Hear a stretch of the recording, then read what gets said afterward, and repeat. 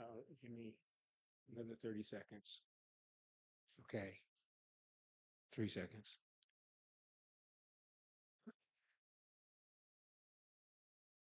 All Souls Forum. I'm Spencer Graves, a member of the Forum Committee. Today we will hear Ryan Sorrell discuss the role of Black media and the future of information. I heard about him from Laura McDonald, who is scheduled to address this forum 4 weeks from now, February 19.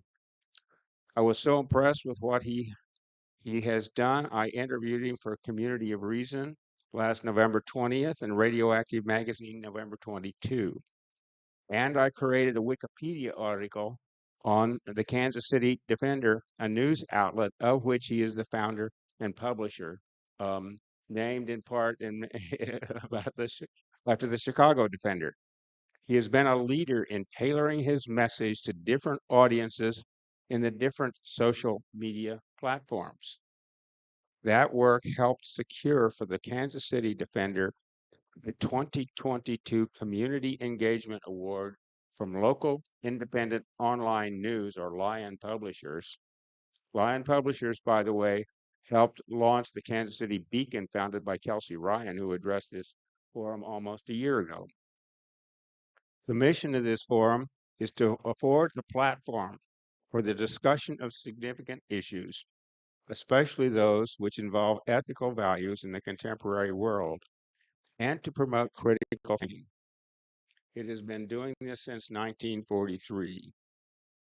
Just a reminder, it is my fantasy that Ryan will talk for about 35 minutes, after which we will collect money to help cover the expenses of the church, and then have questions and answers.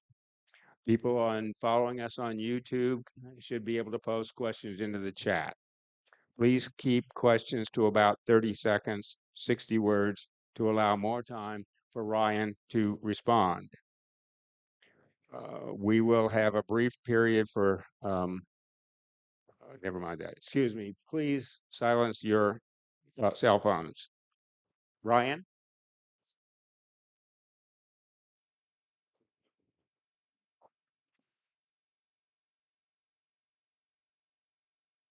Awesome. Well, are you all able to hear me okay? A little louder.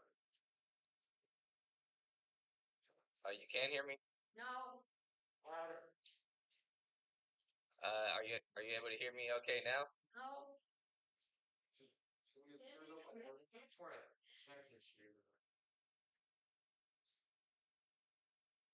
Yeah, I'm not sure if there's a sound issue.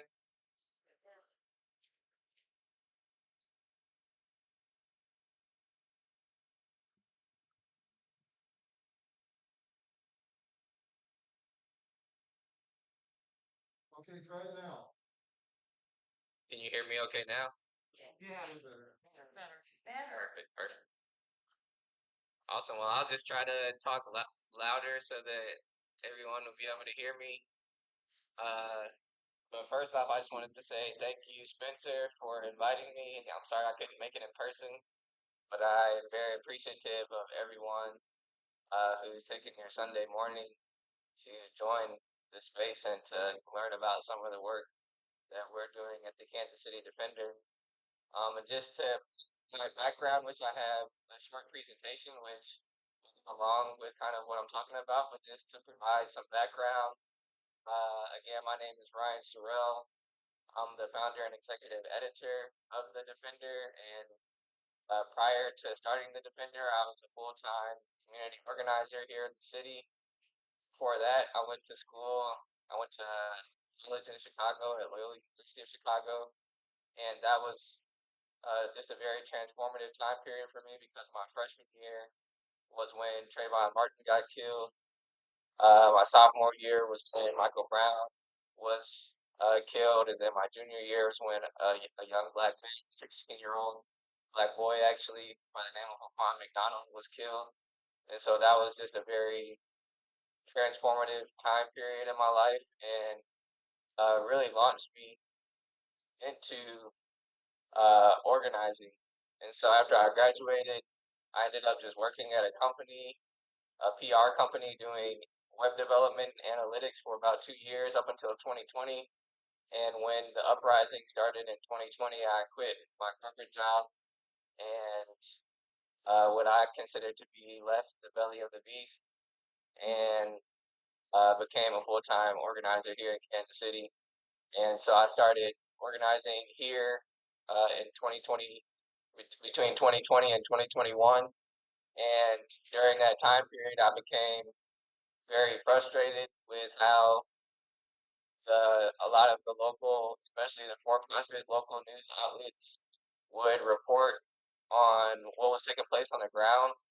And I also just didn't like the fact that every time we held a protest or that anytime we were doing something beneficial for the Black community, we would have to go to non-Black owned or even white owned news outlets, basically to beg for people to cover the work that we were doing in our community. And oftentimes, even when it would get covered, it wouldn't be covered in a way that was favorable to our community. And just quite frankly, the fact of the matter is, nobody can advocate for Black people like we can advocate for ourselves. And so that was why in July of 2021, I decided to launch the Kansas City Defender.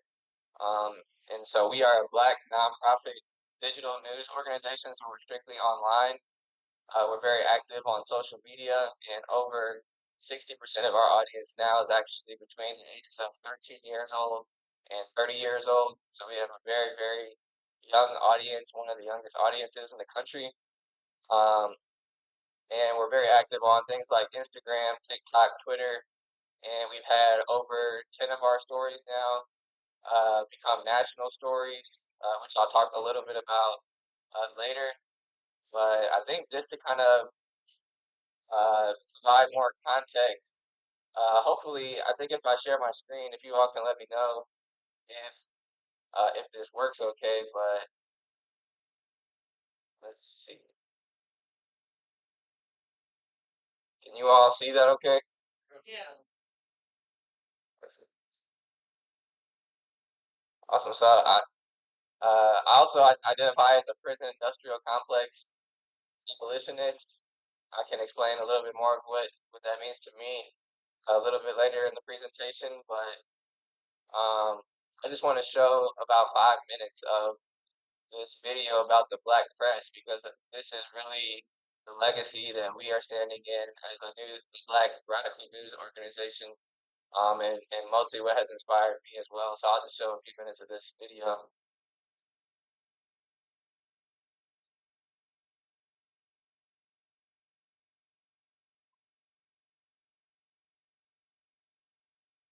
We didn't exist in the other papers.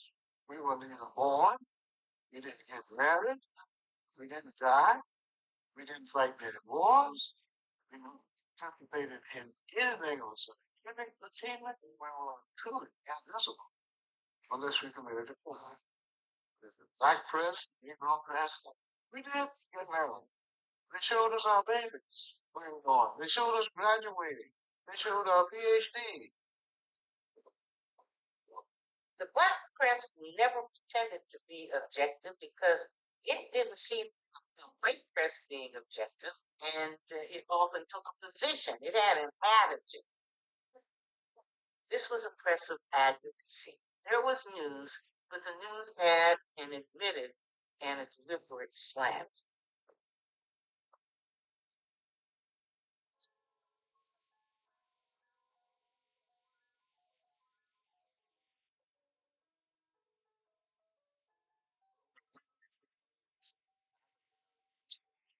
Strongest institutions in Black America helped create and stabilize communities. They spoke forcefully for the political and economic interests of their readers while employing thousands. Newspapers formed the debate platforms, they good for people with voices. Pen as their weapon, soldiers without swords.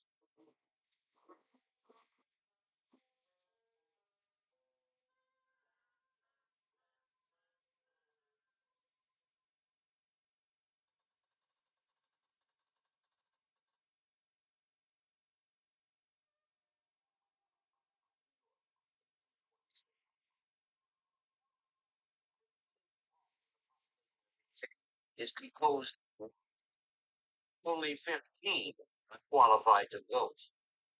Freedom is a great blessing indeed to them. They swell our list of paupers, they are indolent and uncivil. And yet, if a black man commits a crime, we have more interest made him than for a white. Mordecai Noah, New York Inquirer, Tuesday, November 21st, 1826. In the early 19th century, African Americans were routinely vilified in the pages of the mainstream press. At no rate winter of 1827, an outraged community had had enough. Three blacks gathered on Barrack Street in Lower Manhattan and decided they too would use the press for unity. They pooled their money and started the first newspaper in the United States to be published by African Americans, Freedom's. Their whole idea behind Freedom's Journal was to have an voice, an independent voice, an autonomous voice for African Americans. The opening editorial on the front page of Freedom's Journal says, "We mean to plead our own cause." All along the show, for the speak. What they were saying is that we don't mind having white abolitionists plead in our behalf, but we can do it. And they saw the media as one of the only outlets of public expression of the few weapons that blacks had. I think that video is very. If anyone's wanted to watch that, the rest of that documentary is called "The Black Press Soldiers Without Swords." But I think that just that small clip provides a lot of very important historical context to the inception of black media, the black press in the United States. And I think to me one of the very important aspects of uh, what the black press has represented in the United States is that it was not simply a news outlet, and that it wasn't something that was very detached from the community. If you heard the narrator say that it was actually it was the second most influential institution in the black community behind the black church. And they were actually, their buildings were physically in the community and used as community centers. Um, and so I think that that's a lot different than perception that we often have of news and media journalism, where we're told that it's supposed to be very detached from the community and that we're supposed to be unbiased. Whereas you can hear the narrator say, or one of the people speaking in that video, that the black press has never intended to be unbiased. It's been a press of advocacy and black people. So that is very much the philosophy that informs how we practice our journalism as well.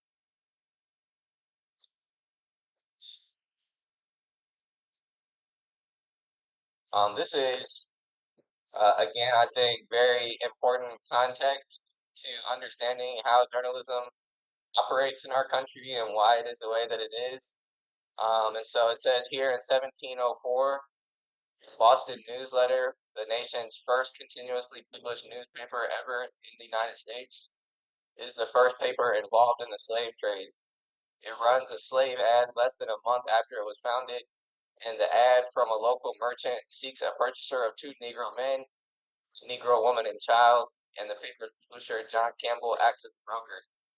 And so, from the very beginning of news and journalism in the United States of America, the very first newspaper in United States history, within the first month of its founding, was already uh, reliant, its business model was fully reliant on operating as a broker to sell people and enslave people. And so it was the first broker of slavery in United States history. Um, but it also created the business model of dehumanizing and exploiting black people in order for newspapers to survive. And so that is foundational to how journalism operates in our country. And then the second point here, in 1898, in North Carolina, the white supremacist publisher and editor of Rayleigh's News and Observer Josephus Daniels helps lead a coup that overthrows Wilmington's multiracial government, the only armed overthrow of a local government in the United States history. And so again, there's only ever in the history of the United States of America, there's only been one overthrow or a successful coup in United States history with local government, and it was led by the publisher and editor of the Raleigh News Observer, which actually still exists today. And so I can't really think of any other institution where it could overthrow a government in the United States and continue to exist into this day. And so to me, that is just pretty astounding. And again, uh, uplifts the foundation of how a lot of white news media has operated in the United States and why we are wanting to do something radically different. So I want to just provide an example here um, of why it's necessary to do something radically different than how most media operate. And so let's see, okay, here we go. Yeah, so I believe it was March of 2021, this news report came out that said KCPD officer injured, suspect killed during gunfire exchange at gas station. Um, and so basically, what this headline implies is that a suspect was shooting at the police, um, and that the suspect basically deserved to die because of that. So again, it says KCPD officer injured, suspect killed during gunfire exchange at gas station. Uh, yeah, so if you come across this headline here, really, you probably just see it as another headline, and you just keep on reading the news. You don't really think much of it until, well, in addition to that, you have a retired FBI agent who comes out the next day, which, by the way, this retired FBI agent was not present at the location. He had absolutely nothing to do with the situation. He just came out and issued this statement to the media saying that lethal force was justifiable in that shooting that took place, uh, which killed the man, the black man. Weeks later, a video gets released that shows uh, the man's name now, who we know to be Malcolm Johnson. The video actually shows that not only was Malcolm Johnson unarmed throughout the entire encounter, but that he was actually being held down on the ground by 3 police officers, and that one of the police officers that was standing up accidentally shot another police officer and then murdered Malcolm. And so what that tells us is that we know that there were 4 police officers who knew for a fact that Malcolm was not armed throughout the entirety of the encounter. But regardless of the truth, they issued an official police report which completely lied about what took place. And because of the fact that the police lied and that the way that the news media operates is they take whatever the police say at face value. And so because of the fact that the news media takes what the police say unquestioningly, then the news media spread this, what I call state sanctioned disinformation, where they spread the lies of what the police department was telling people. And we would have never known that this was a lie if these faith leaders, if the person in the gas station was actually one of the people who was working in the gas station, leaked their surveillance footage to the faith leaders. And so if it wasn't for the person in the gas station who worked there leaking that video footage to these faith leaders, Malcolm Johnson would have been demonized like so many other black people throughout American history, and we would have never known uh, the injustice of what actually took place that day. And so that's why we are calling for a different type of philosophy around how to practice journalism, why we shouldn't take what the police have to say at face value, and why we should be community first as news outlets. This is another example, and I just want to show some headlines, and I'll even ask some questions because I would like to engage you all here too. So this is the second example, and it's on the tragic death of a man named Marcus Hurd. And so this was the headline that I believe it is Fox 4 issued, and this was the headline that we issued through our social media channels. And so I just want to ask if anyone can maybe just point out some differences that you see between the two headlines.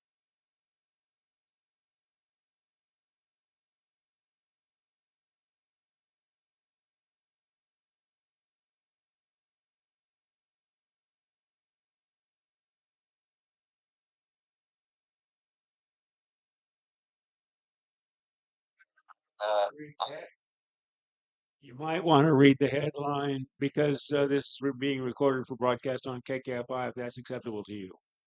oh, gotcha. Yeah, definitely.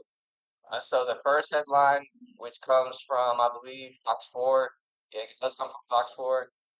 It says, quote unquote, self-harm leads to Kansas inmate death, sheriff says. The headline from our news outlet reads, Marcus Hurd was found dead in a Kansas jail.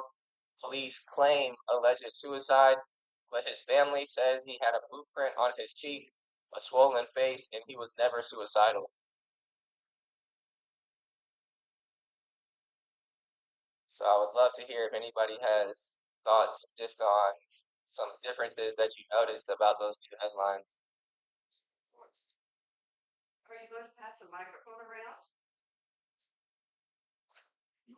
You wanna go on? We got it. Go ahead. Question asked. I'll just say night and day. What's alike in it? Almost nothing.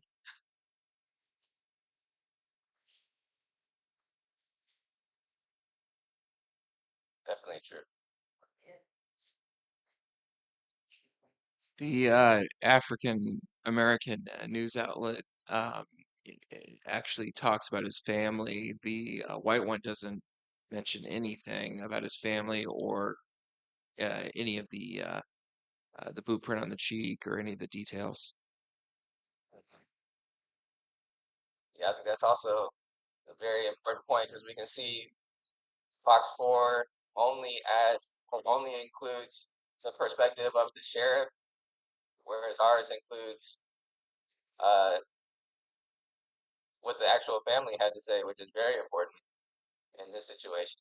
So I think that's a great point.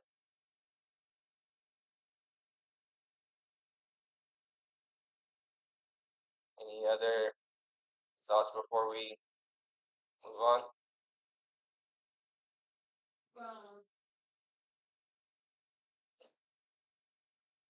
Continue, please. Did you say something? I don't think I was able to. Continue, please. I think the sound maybe. I'm not sure if there's an issue with the sound. Okay, now I can hear. But I'll just go ahead and move on. But yeah, I think all the points that you all brought up were uh, very good, especially just around again. Fox 4 only included the perspective and the narrative of the sheriff, and this is very important when we're talking about news and journalism. Is who are the sources that you talk to? And so again, Fox 4 only included the perspective of the police department, of the sheriff. When we mentioned the perspective of the police department, but in doing so, we said the police claim because it is an allegation that the police made. Um, and we also included what his family said, which is very, very important. And so this is what I call how to detect media manipulation, a group exercise. I'm not sure if we'll do the full exercise, um, but yeah, I'm interested. This is another explanation of that situation that took place. I'm interested in, do you all have anything that you noticed about this headline, and how it's operating, how it's describing the situation? I would just love to know any thoughts that you all had. The contrast, the police officer comes second and having been killed during a riot. Absolutely. Yeah, I think if you wouldn't mind saying that one more time in the microphone. The the headline itself, the first thing mentioned is Casey police officer shot in leg. Second thing is man killed during arrest. Obvious. Definitely. Go ahead. Obvious contrast in focus. Absolutely. Anybody else?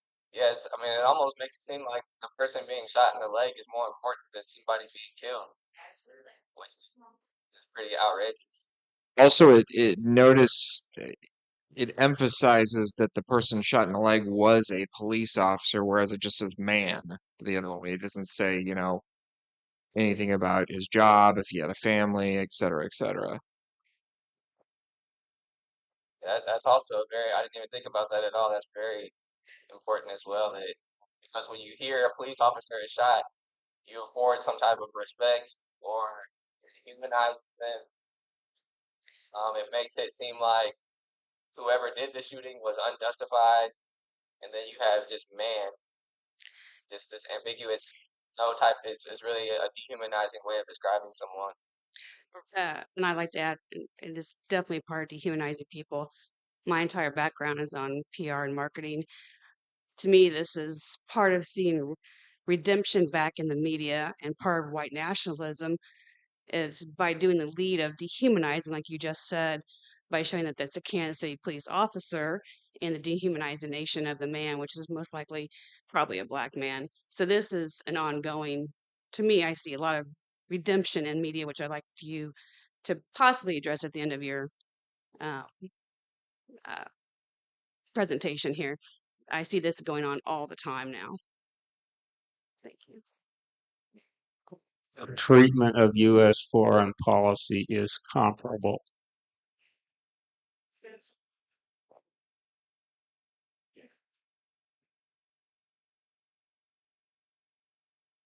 I noticed that Sound the like media could have led with with the Missouri State Highway Patrol investigating the shooting, which would have been a more factual representation of an incident. And instead, I suppose it's if it bleeds, it leads principle was at play. Anybody else?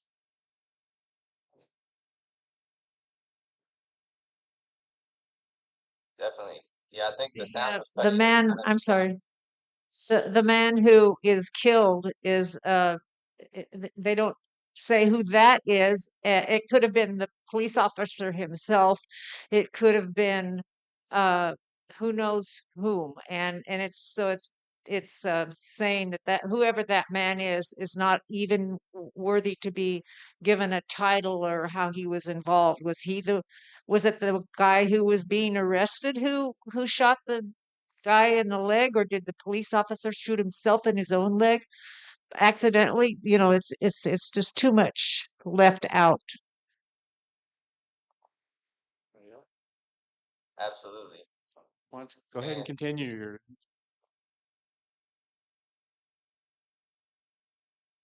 I think that's our comments.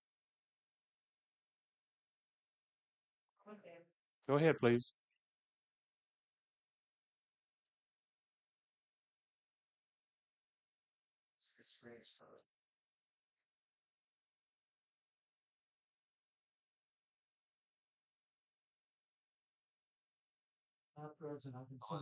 was someone talking?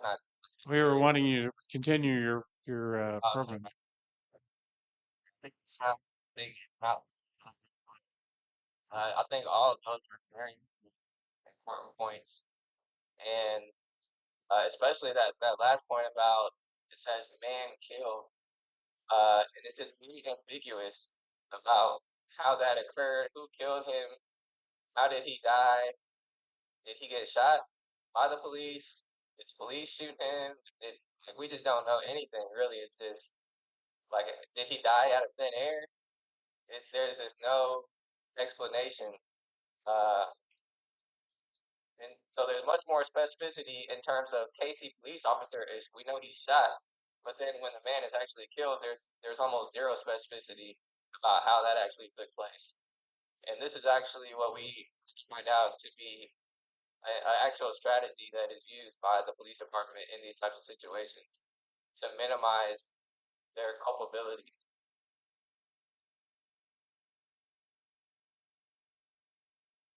So we'll see what this says here is by manipulating the style of their writing, journalists can make the police seem like heroes and portray police victims as dangerous criminals in many ways. These include describing police violence in the passive voice, writing man shot or man dies in officer involved shooting, instead of writing police shoot man. This downplays the police's responsibility for violence. And we'll see this uh,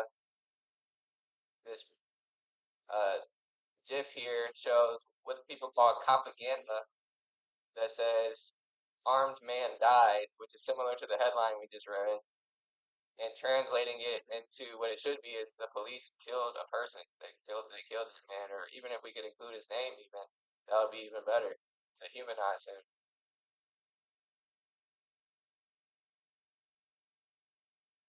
Um, just another question: if people have thoughts here, no worries. If people don't have thoughts, but I'm interested in do people think that the news covers things that cause our community the most harm? What do they cover the most, and what do they cover the least?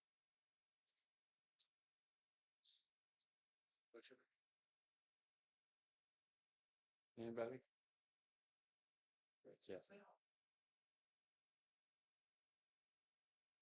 Just a reminder.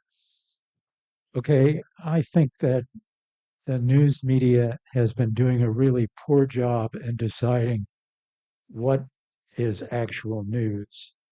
I mean, in addition to the fact that we've lost so many of our best quote unquote news sources, especially print sources, but nevertheless, I frequently, when I'm watching the news or reading the news, wonder why particular stories are covered and why other stories are not covered. And I think I'm not sure why, but I'm having some. I think the sound keeps cutting in and out for me, so I couldn't hear too well. But thank you for sharing.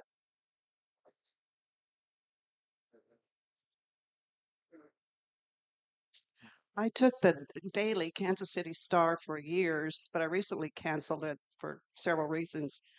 But I was quite aware in the Kansas City Star there was report after report about a shooting, a killing, and I often wondered, is it necessary to report this in our daily newspaper? Um, we need to know what's happening, but it was also quite a reflection, if well, I guess mainly it seemed to be most of the local news, which I didn't like. If most of the local news was about our shooting and killings, that seemed wrong. But I did value the Kansas City Star for its investigative reporting.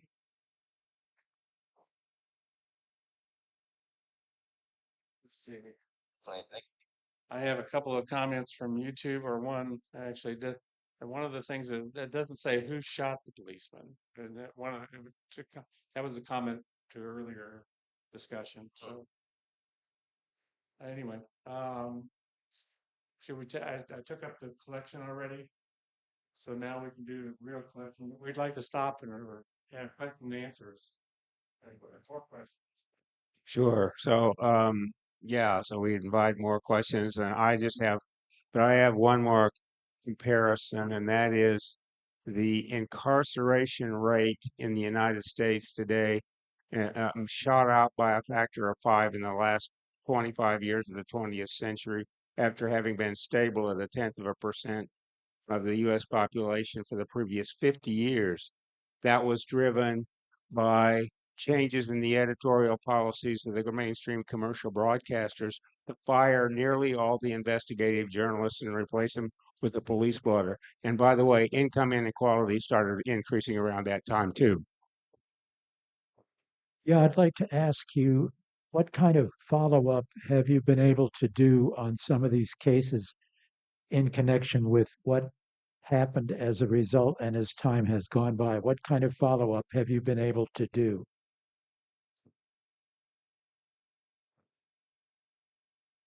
I think for some reason, whenever the mic goes that direction, I can't hear anything.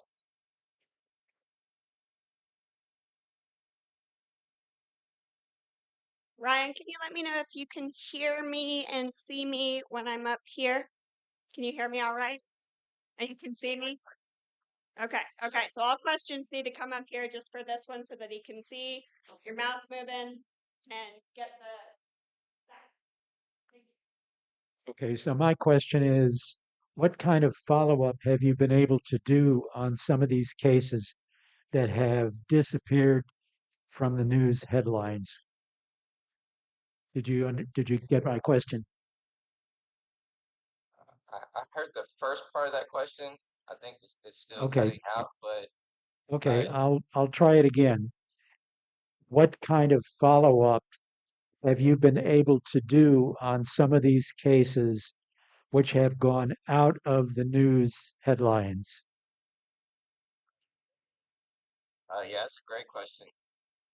So I think actually a story that I have worked on with Spencer is in relation to uh, an alleged school shooting that took place last year with a student named Jalen Elmore.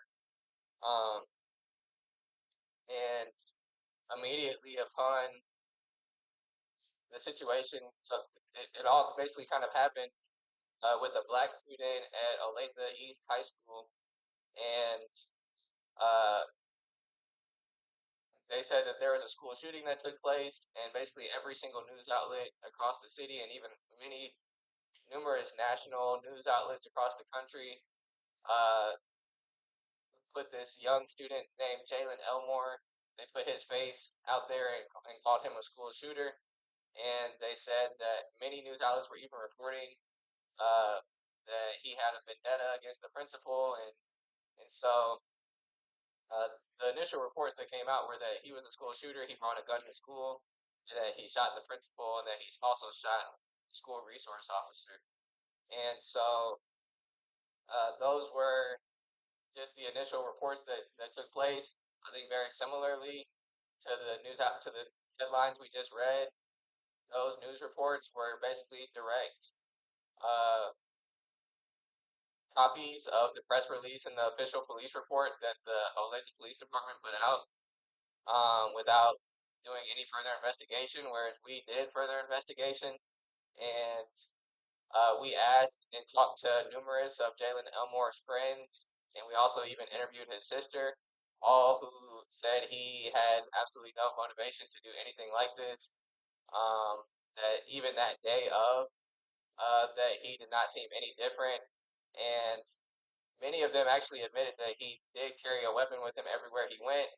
They said he should have never brought a weapon to school, but they said that that wasn't the first day he brought to school, that he was from a very rough part of Louisiana, and that he uh, just carried a gun with him everywhere he went. And but what happened was he got called to the principal's office that day, and the assistant principal asked him to remove the gun from his backpack, and Jalen refused to remove the gun from his backpack. And so the assistant principal calls the school resource officer in. And from that point, we don't know what happens next. All we know is that Jalen was shot multiple times and was in critical condition, and that the police officer and the assistant principal allegedly got shot, but they were out of the hospital within an hour, whereas Jalen was in the hospital for the next 2 months and had to get multiple life-saving surgeries. Um, and so we made numerous follow-up reports of that story, saying that the story that the police department was putting out wasn't really adding up with what his friends and what numerous people who knew Jalen were saying, and then come to find out uh, months after that initial situation took place that it was actually the school resource officer who accidentally shot the assistant principal in that situation. And then, in addition to that, they're also saying that Jalen supposedly shot the school resource officer's body camera. So now we don't have any body camera footage. And so this is an ongoing case that we're continuing to follow up on. Jalen, despite the fact he was the only one who was shot and shot into critical condition, despite that fact, he's still right now on trial for attempted capital murder, facing, you know, potentially the rest of his life in prison. So that's an ongoing case that we're continuing to follow up on that is still happening right now.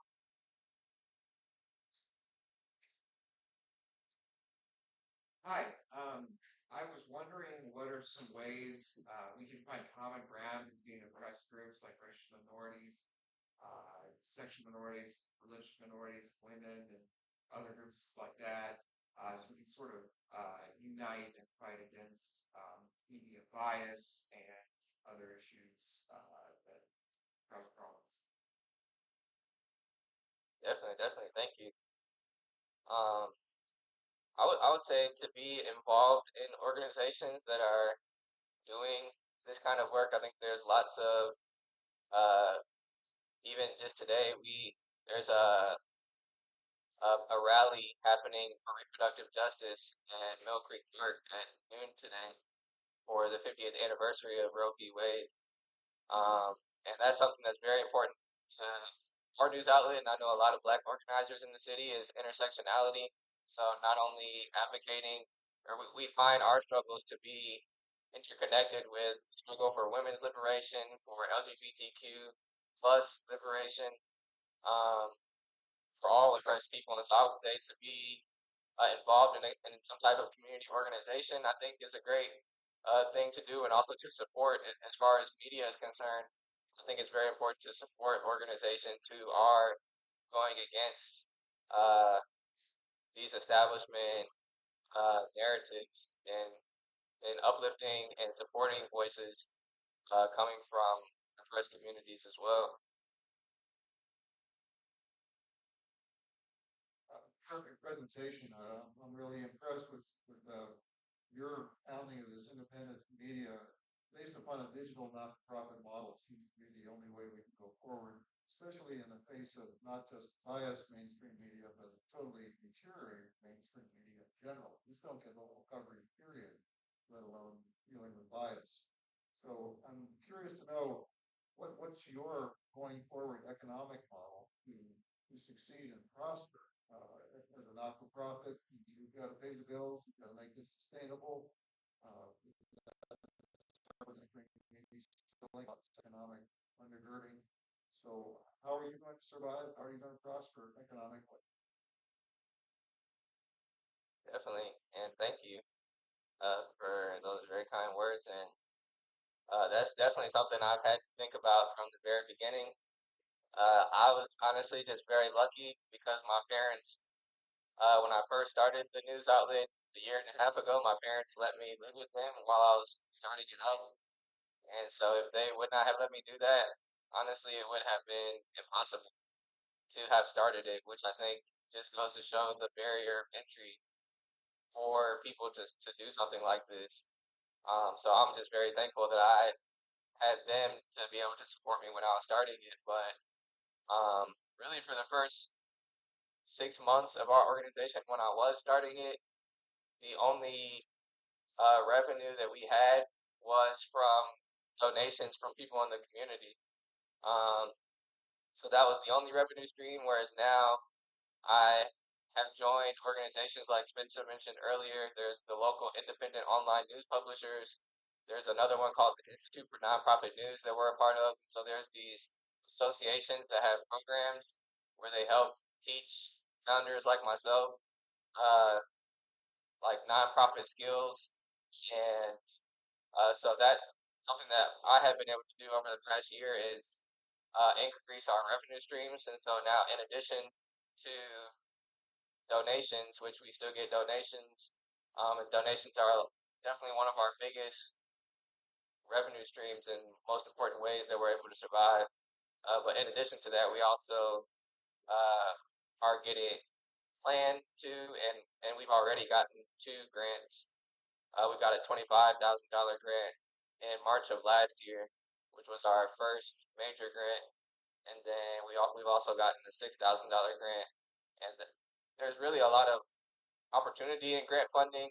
Right now, that's going to be the first hire that I'm able to make is for a development director and someone who's able to that'll be their full-time job is fundraising, grants, and finding major gifts and things like that.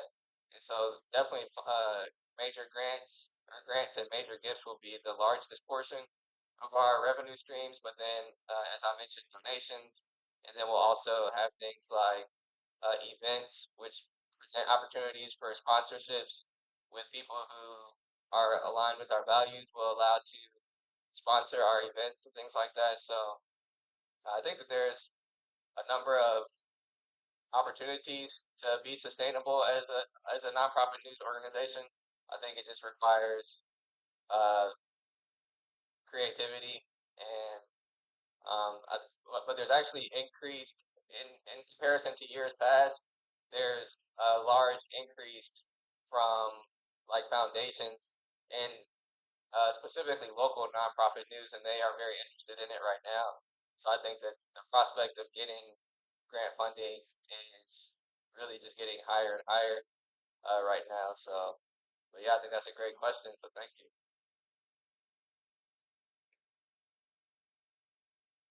And I wanted to ask you to prepare for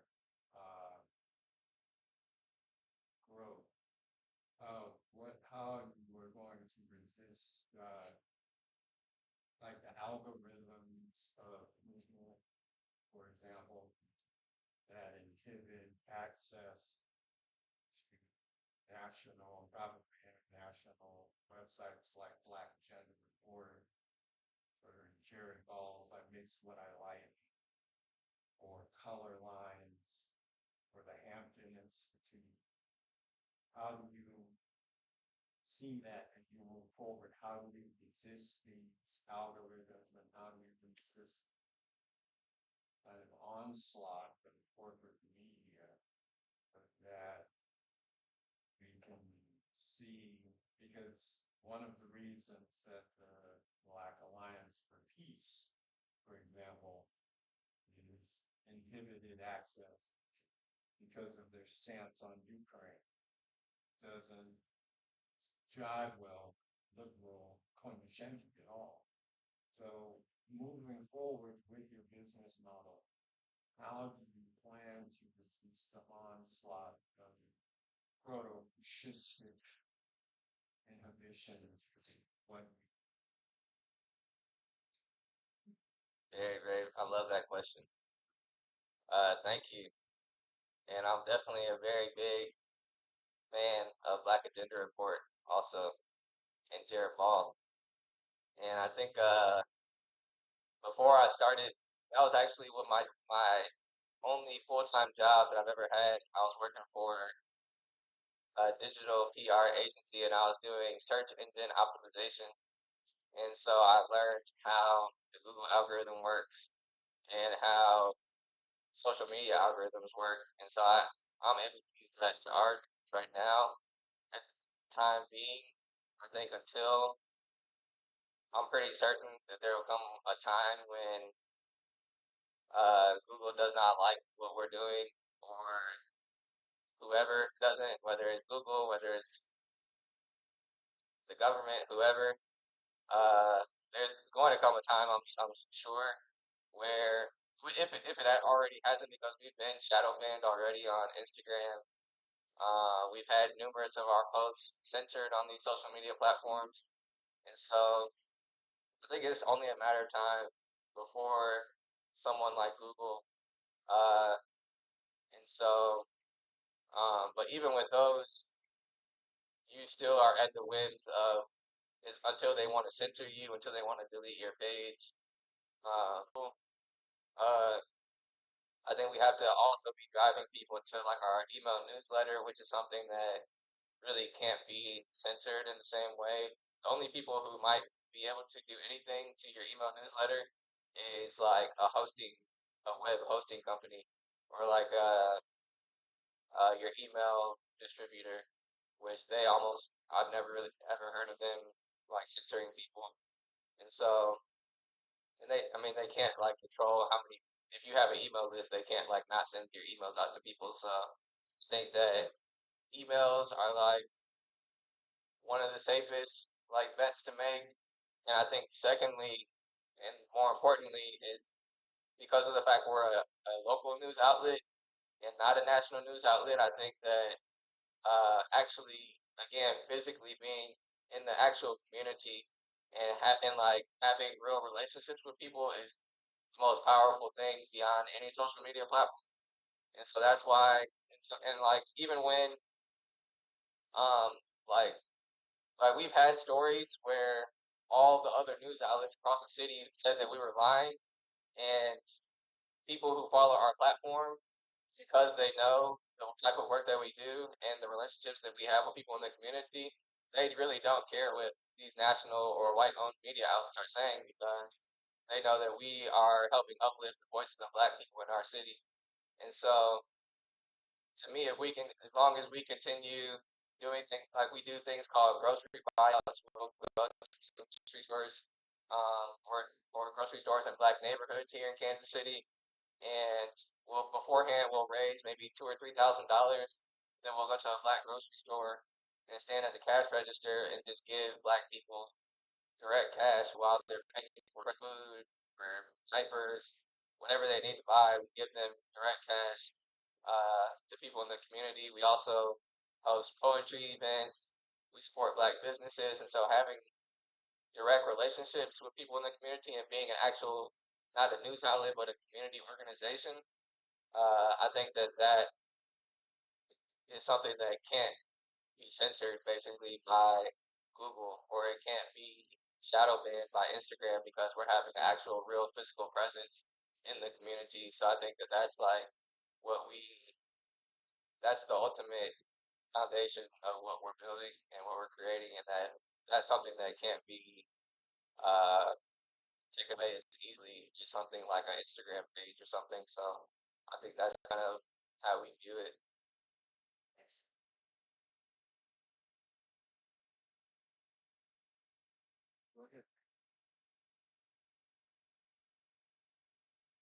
Okay, any other comments or questions? Nothing on the YouTube chat?